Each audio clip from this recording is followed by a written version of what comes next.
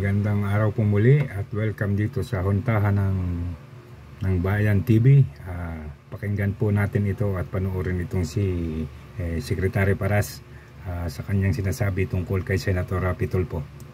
Na guest or resource person, wag naman murahin, wag naman pipilitin or ihaharas kasi mayroon din silang karapatan, lalo na yung mga government officials na kasi pareho din yan na sumisweldo sa gobyerno.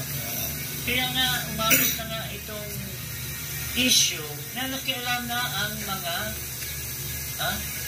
sundalo, mga former generals, mga well-known generals, retired, mga armed forces chief of staff, 121 of them has appealed to Ginoong Rapi Tulfo.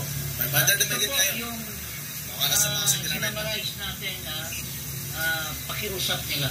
And they are hoping, ako rin, as a friend, as a former partner ni Rapi Tulfo, I am appealing to you, my dear friend, idol, na huwag na natin paabutin pa dito na dadami pa itong mga military na nag-reach out sa'yo, na mahinahon po kayo. Ito po, babasahin natin itong mga hinaing ng mga armed forces. A call for respect and honor, condemning Rapi Tulfo's unacceptable treatment of citizens and the men in uniform.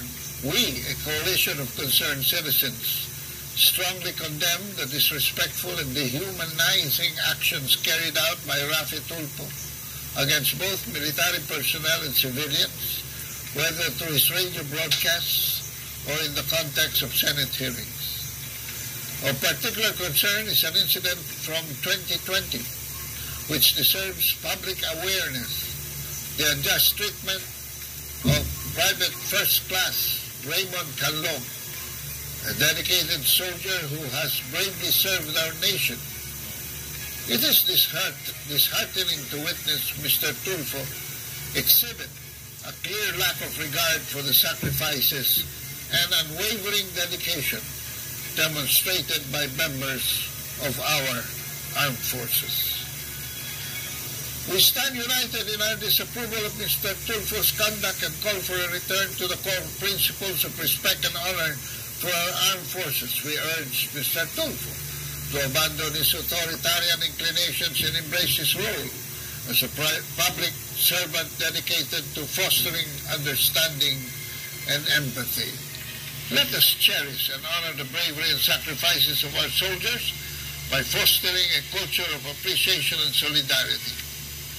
Together, let us commit to upholding the values and freedoms defended by our armed forces with respect and dignity they rightfully deserve.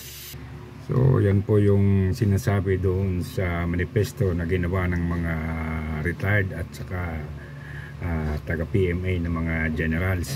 So pinasa po sa atin at mariin nilang kinukundina ang ginagawa ni Senator Rapi Tulfo, ang kanyang pangahara sa mga nagiging guest niya at pagpuwersa o pagpilit na paaminin sa mga pagkakamali. Ituloy naman po natin. Ang mga pumirma, no, na men and men, mga distinguished ito Lieutenant General Gacal, kilala ko yan. Franco. Lieutenant General Gacal Franco, Batch 88. Colonel Yorka Jojo, 83. Colonel Tarazona Hector, 68. Vice Admiral Reyes Rommel, SD 89. Cavalier Agarado Roy, 90. Captain Rio Efraim, Philippine Navy, 73. Cavalier diba? Charles Major.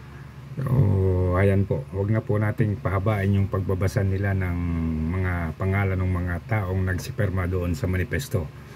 Ang pag-usapan na lang natin ay yung senaryo ng ginagawa ni Senator Rapi Tulfo. Sa isang pananaw, nakakatulong talaga siya doon sa mga taong naghahanap ng hustisya o ng may pagtanggol yung kanilang mga naging kaapihan.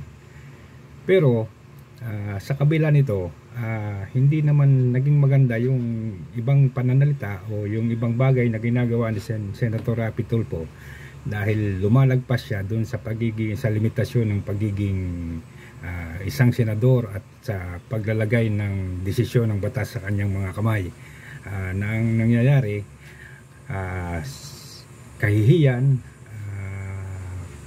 at hindi magandang kalagayan ng mga nagiging biktima ng kanyang pangharas, lalo na yung nangyari dun sa isang sundalo na hindi na nabigyan ng pagkakataong maipaliwanag ng maayos ang sarili, at lumabas na napakalaki ng pagkakamaling kanyang ginawa. At ang nangyari pa, idinamay na ni Senator Rapi Tulfo yung pagiging sundalo, na kung tutusin ay bumagsak sa lahat ng sundalo.